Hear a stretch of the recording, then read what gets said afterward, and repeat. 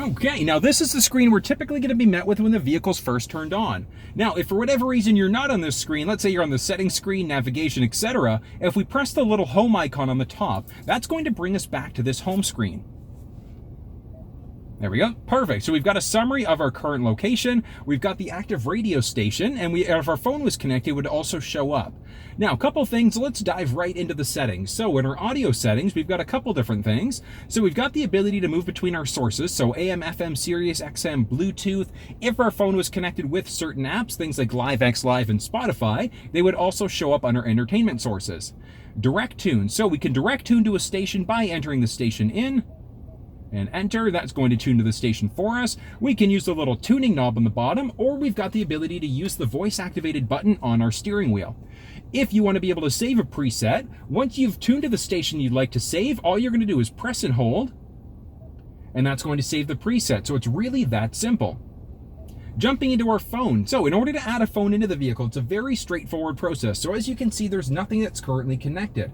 So what I'm going to do is walk you through that process. What you're going to do on your cell phone, make sure that your Bluetooth setting is turned on.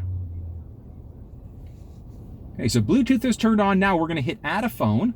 Search for your vehicle on your device and select it once it is found. Okay, so, and then on the very bottom, as you can see, Lincoln Aviator is shown up. So we're just going to press that Lincoln Aviator. Confirm that the pin displayed on Sync matches the pin displayed on your device. Okay, we want to make sure that those pins match up. So 024003, that's correct. So we're going to hit yes and pair. For your safety, please stay alert to changing road conditions and use Sync's voice-activated features while your vehicle is in motion. Okay, so it has connected the phone. Now, a couple things. Do we want to allow the contacts and favorites to sync? Absolutely. When the phone's connected, if we've made any changes to our contacts, we want that to sync up, so we're going to hit allow. Now, a couple things to point out. So first one, auto download contacts. So as our contacts are updated on the phone, we absolutely want the vehicle to update those for us. So we're going to make sure that's selected.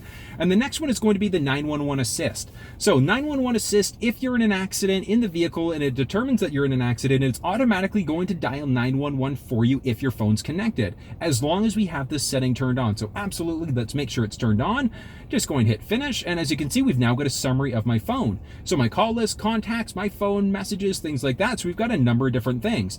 Now, a couple things to point out. I've got a radio app installed on my phone, and that's the LiveX Live app. That's essentially a version of, it's a different type of radio app. It's like Spotify.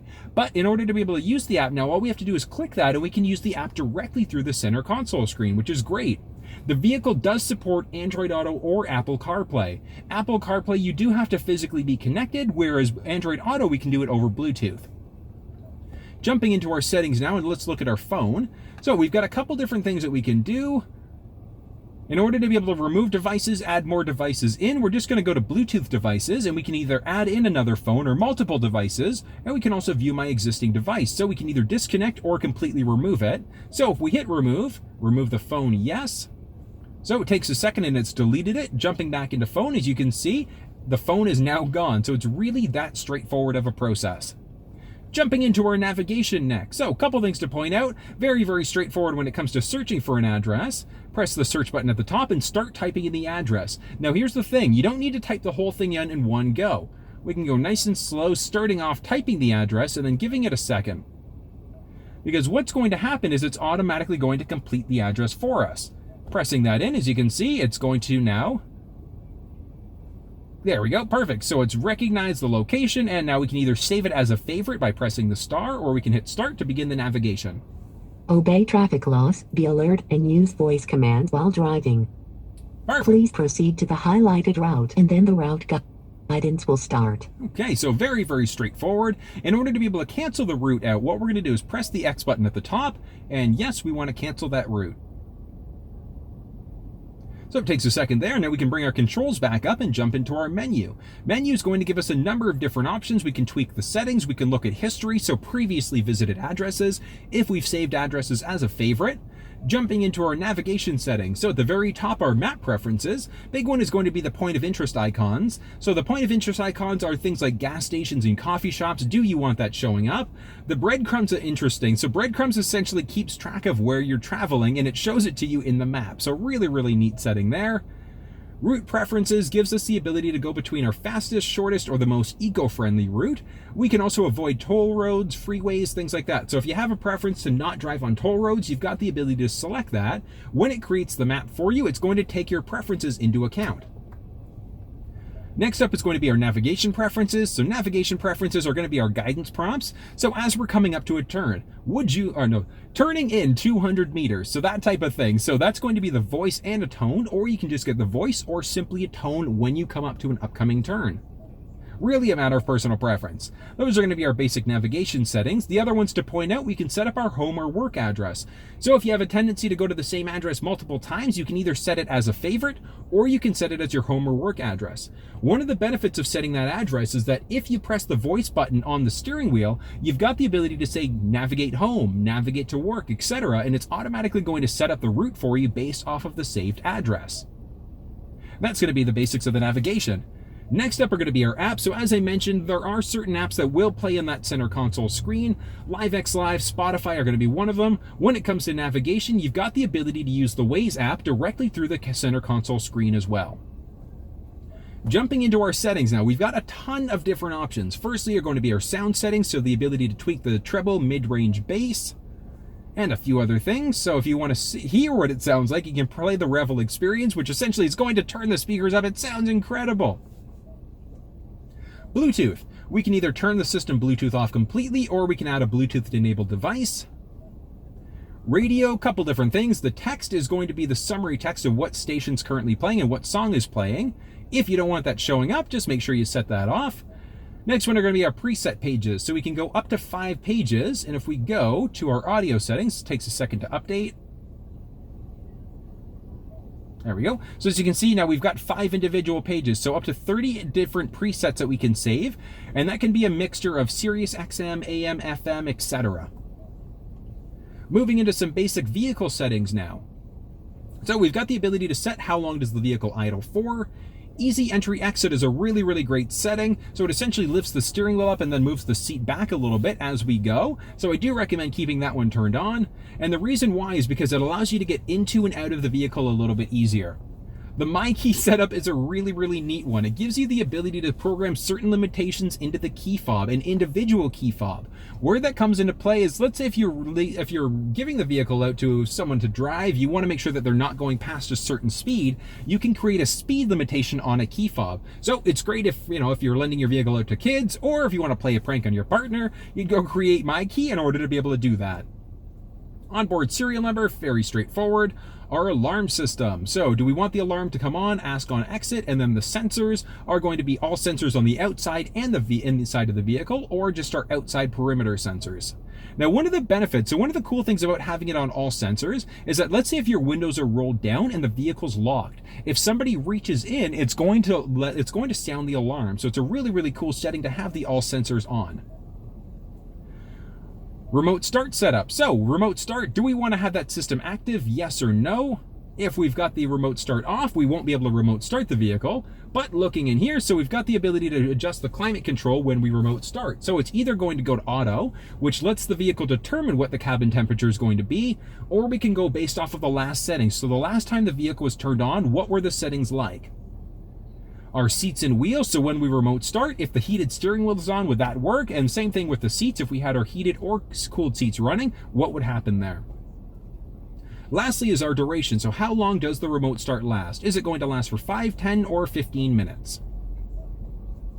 Next up are going to be our windows, so remote open. Remote open's really, really cool, as well as the remote close. Let's hop outside the vehicle so you can see how that system works.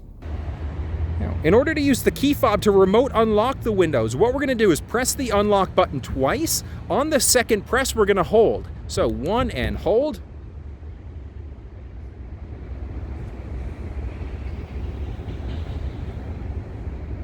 There we go, it's really that simple. In order to roll the windows back up, so if we press the lock button twice, on the second press, same thing, we're going to hold in. So 1 and 2 and hold.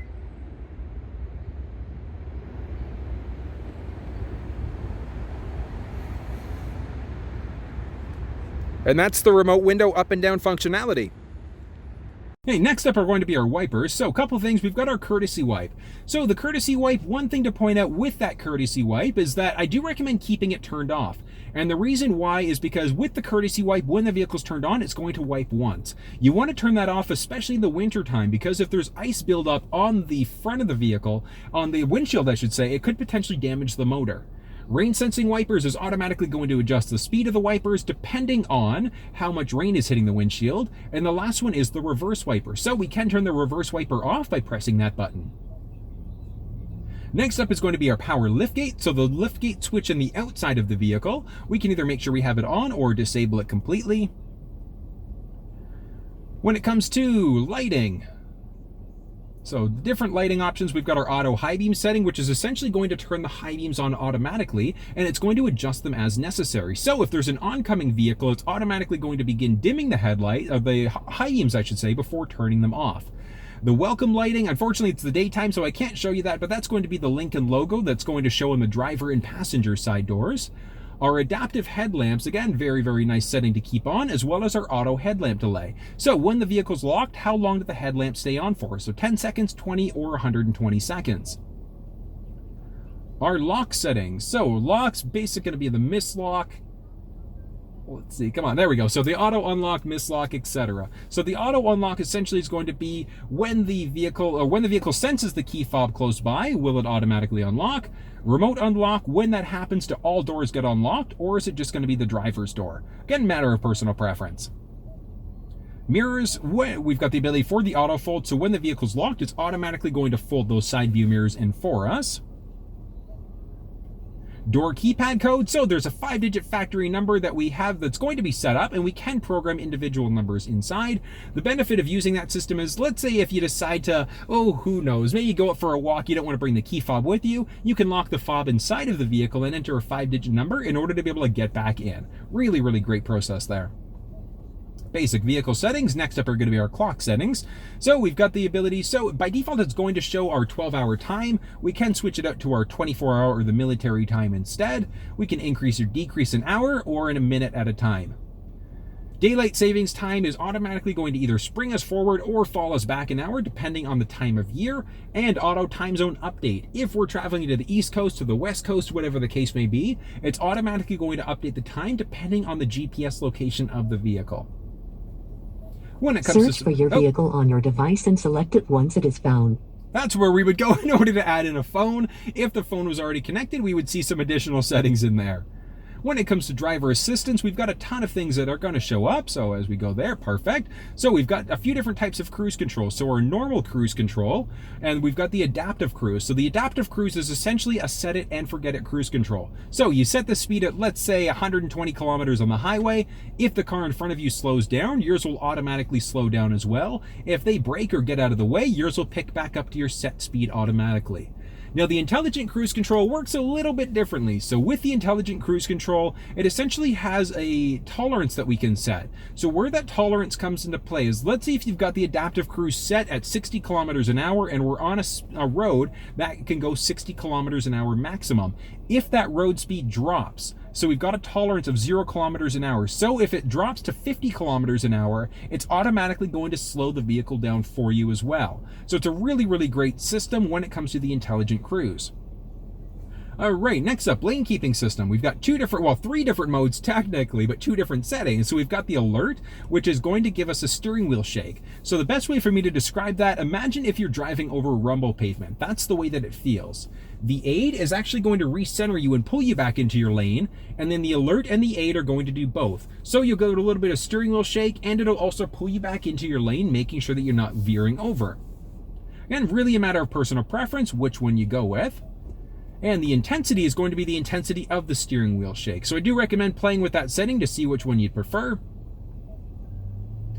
Next up, it's going to be our pre-collision assist. So pre-collision assist, if the vehicle senses a potential collision with active braking, it's automatically going to brake for you. If for whatever reason it can't brake in time, or if it recognizes a collision, it's going to take over with the evasive steering active. So the steering wheel of the vehicle is going to take over the steering wheel and pull you out of the way of a potential collision. Speed sign recognition, so activate speed warning. So as we come up to a speed, if we're starting to approach the speed, if we go over, we will get a little ding letting us know that. And again, tolerance is how far of a tolerance can we go. So how much faster can we go than the posted speed limit before we get a message. Rear parking view, so a rear view camera. Do we want the enhanced park aid? The enhanced park aid, let's actually shift into reverse for a second. So the enhanced park aid, as we get closer to an obstacle, so it's essentially going to highlight, letting us know as we get closer to an obstacle on either side of the vehicle.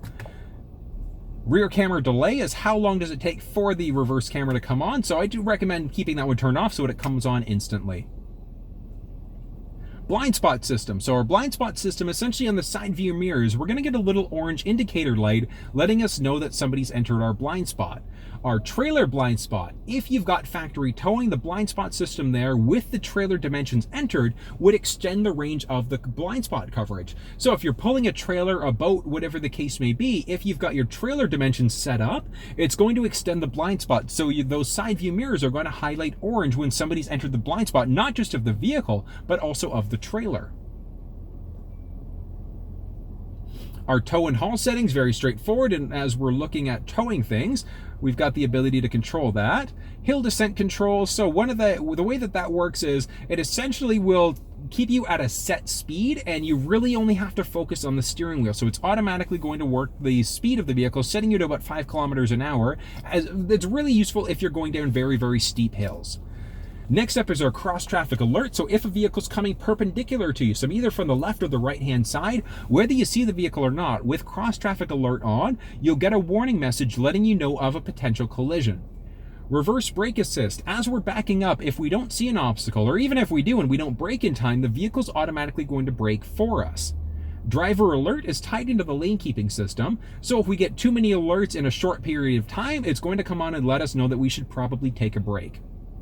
The auto start stop is going to kill power to the engine when we're stopped at a light for an extended period of time. If you don't like that setting, you can turn it off. Now, having said that, it doesn't turn off all the time. It's up to the vehicle when it turns on or when it turns off. The auto hold setting is a neat one. With the auto hold setting turned on, if you're driving and if you're stopped at a light, you can take your foot off the brake and it's going to hold the vehicle in place. Traction control, you can turn that one on or off. Again, really a matter of personal preference. Those are going to be our basic driver settings, I should say.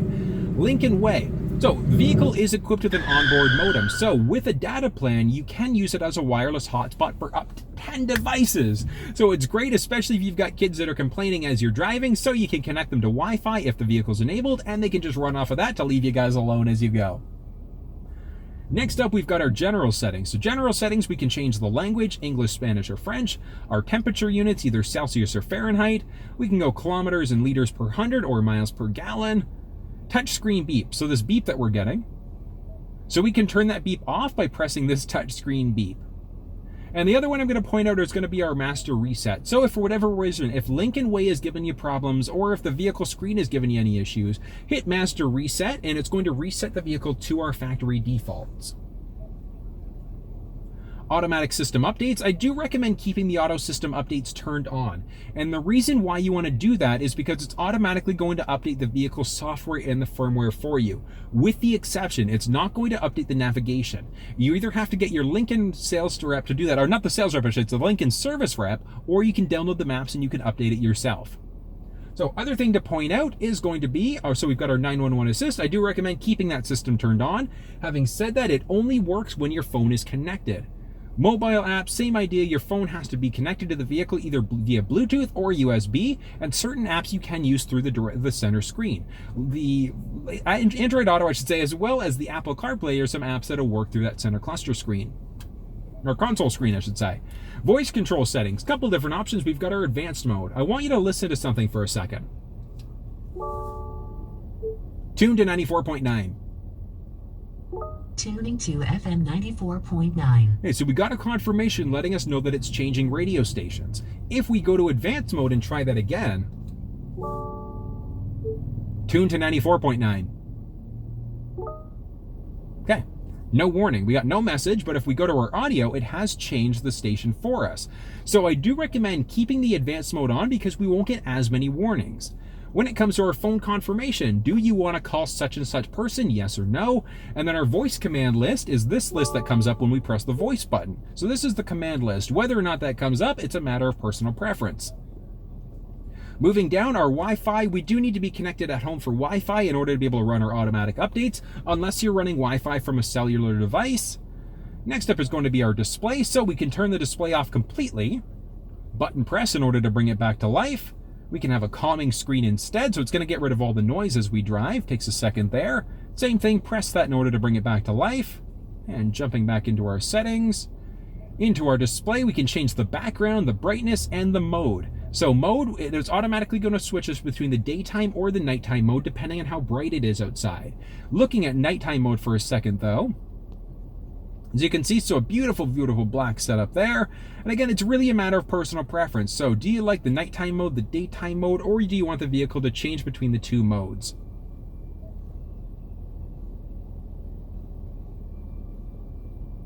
There we go. And let's, taking a second there. So let's move back out in a second. There we go. Okay, perfect. Next up is going to be our valet mode. So valet mode essentially is going to lock out the center screen. So if we're parking the vehicle, have a valet driver, I should say, parking the vehicle, we can lock the screen out by entering a 4-digit combination.